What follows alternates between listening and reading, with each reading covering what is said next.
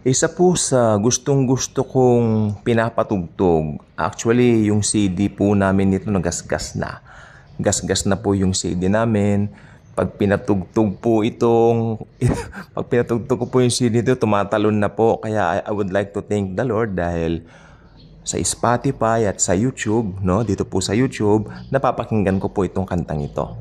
Na hindi na po kailangang kunin yung CD-ng gasgas na.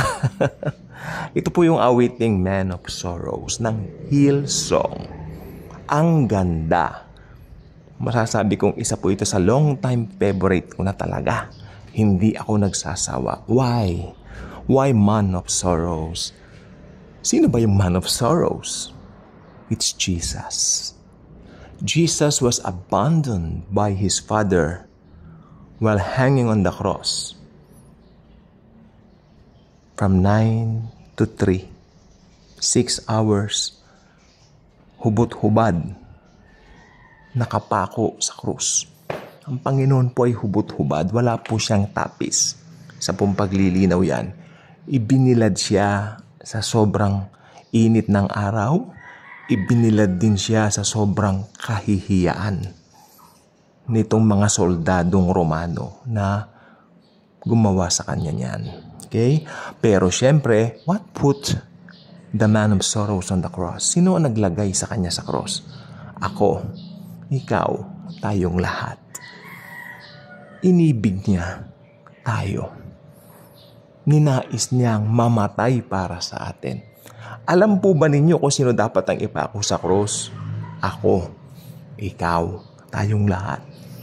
Tayo dapat ang nagpasan ng cross, tayo dapat ang pinutungan ng koronang tinik, tayo dapat ang hinampas, pinagbubugbog. Pero sabi ng Panginoong Hesus sa kanyang ama, Ama, ako na lang po. Huwag lang sila. So it's something na hindi mo ma-fathom, hindi mo maabot kung gaano kalawak yung pag-ibig na yan ng Diyos sa atin. Jesus actually is the greatest expression of love. Ayaw kong sabihin was. Hindi siya was. Laging is. Lagi siyang present. Laging perfect. Laging present tense. Jesus is the expression. Is the perfect expression of love. Perfect love. Agape. No? So, nung si Jesus po nakapako po sa cross, hindi po ba kayo nagtataka bakit siya iniwan ng God the Father? Iniwan po talaga siya. Why?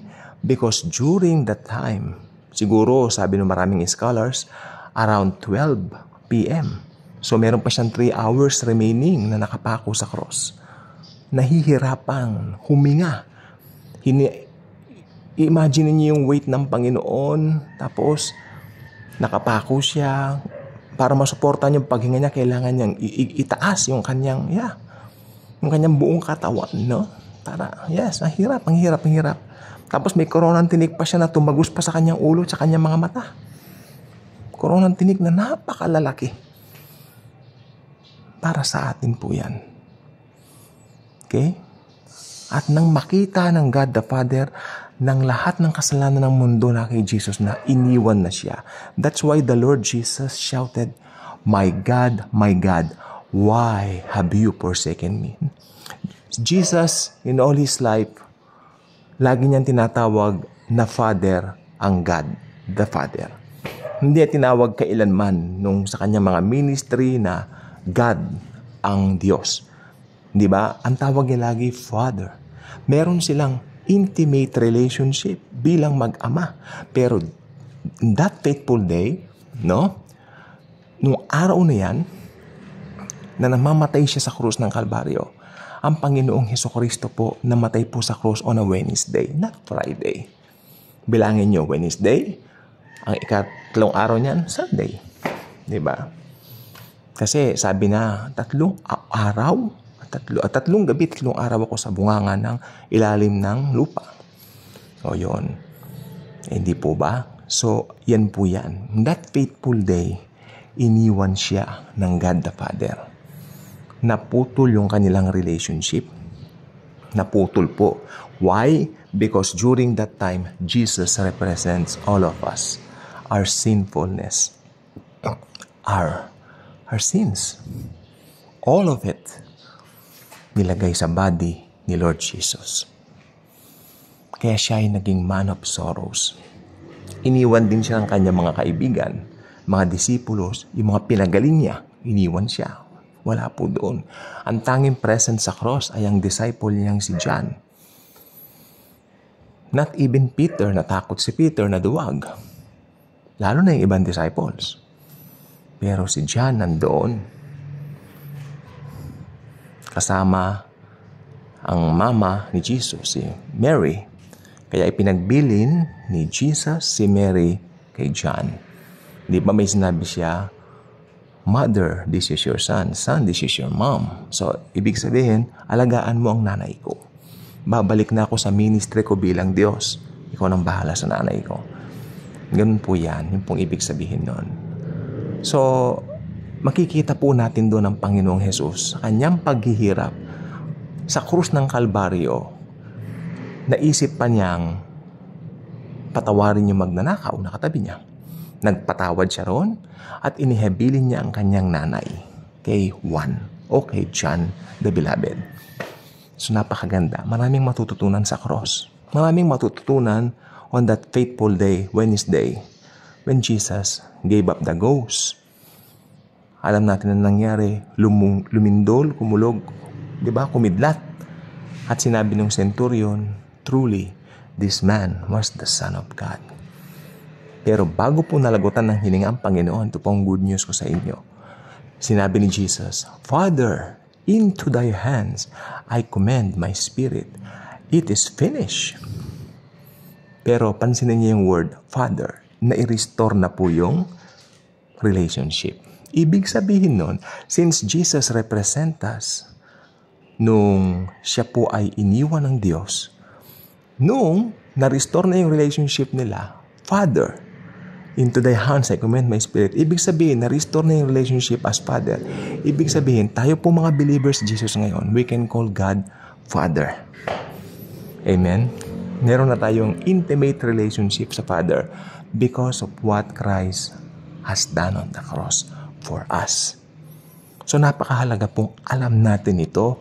Ang Ama natin ay ang Diyos. So wala tayong dapat ikatakot dito sa mundong ito. Alam po ba ninyo, hindi pare-pareho ang gising natin. Sometimes maganda, sometimes bad trip tayo. Pero alam po ba ninyo, as long as you know kung sino ka sa Diyos, ikaw ay anak na minamahal. Basahin mo yan sa Biblia, John 1:12. Sa lahat ng tumanggap sa Kanya, sila'y pinagkalooban niya ika ng buhay na walang hanggan. At ginawa silang mga anak ng Diyos. Tayo po yun. Ang tawag sa atin mga born again, meron tayong born again heart, meron tayong born again spirit, meron tayong born again experience na naranasan natin when we receive the Lord Jesus Christ as our very own personal Lord and Savior. Paano yun? By believing Him on what He has done for us on the cross. Sapat na po na maniwala tayo na namatay siya sa cross para po sa atin since wala po talagang works na involved, no? Purely believing on what He has done. Sabi po ng Ephesians chapter 2 verses 8 to 10, For it is by the grace of God that you have been saved. No, not by works, so that no one may boast. Wala tayong ipagmamalaki.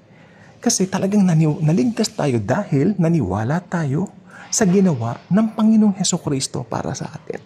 Sapat na po yun. Yun ang kailangan. Yun ang susi para sukat nga ika na ikaw ay maligtas. At kung tinanggap mo na si Jesus as Lord and Savior, naniwala ka na sapat na yung ginawa niya sa cross, congratulations. Yung pagiging man of sorrow si Jesus, minsan lang nangyari. Pero ngayon, Jesus Christ is happy God. He is now a God who is very happy knowing na maraming tumanggap sa Kanya as their own, very own personal Lord and Savior by believing His finished work on the cross for them.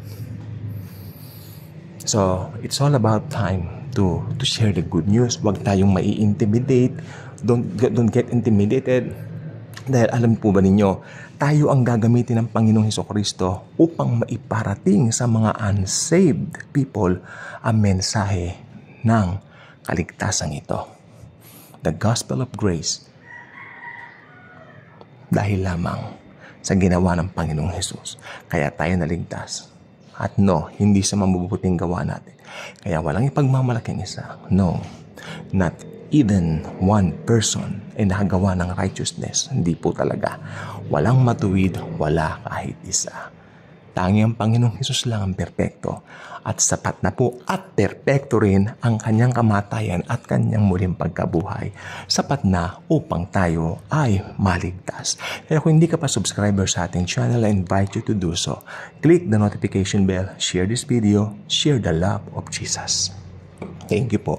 And Jesus truly loves us all.